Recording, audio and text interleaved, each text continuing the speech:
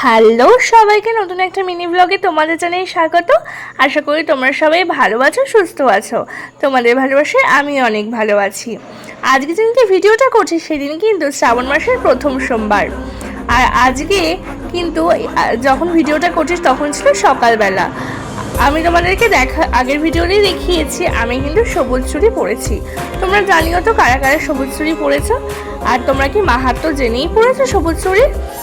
আমি তারপর স্নান করে কিন্তু নতুন বস্ত্র পরিধান করে শুদ্ধ বস্ত্র পরে কিন্তু চলে এসেছি আমাদের ঠাকুর ঘরে। এখানে এসে বাবার মাথায় জল ঢালছি, বাবাকে ভালো করে স্নান করাচ্ছি।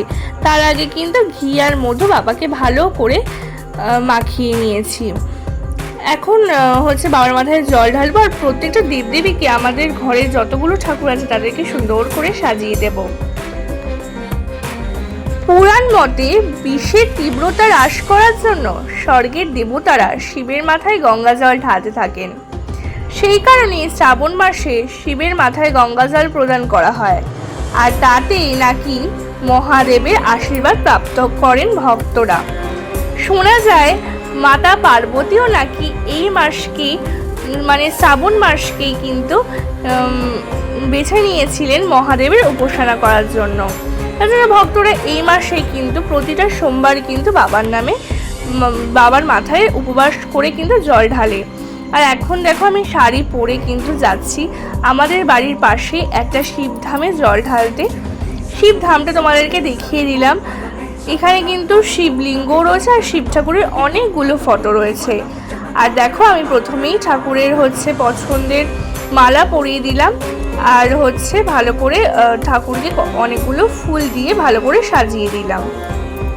আগে যদিও অনেক মালা অনেক ফুল দিয়ে ঠাকুরকে সাজানো ছিল, তাও আমি একটুখানি সাজিয়ে দিলাম। আর জল ঢালার ভিডিওটা ভালো করে আমার শাশুড়ি করতে পারিনি, তাই তোমাদেরকে দেখাতে পারলাম না।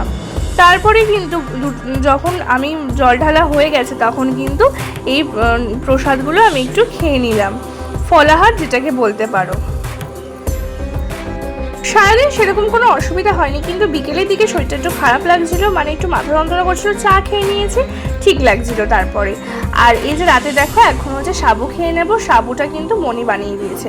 ছোটোবেলায় কিন্তু এই সাবুর লোভে উপোস করতে চাইতাম, আর এখন সাবু উপোস করলে সাবু খাওয়াই যায় না।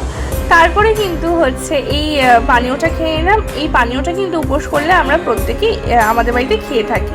তোমরা যদি এটা রেসিপি চাও অবশ্যই বলবে, আমি কিন্তু নতুন ভিডিও বানিয়ে দেখিয়ে দেব।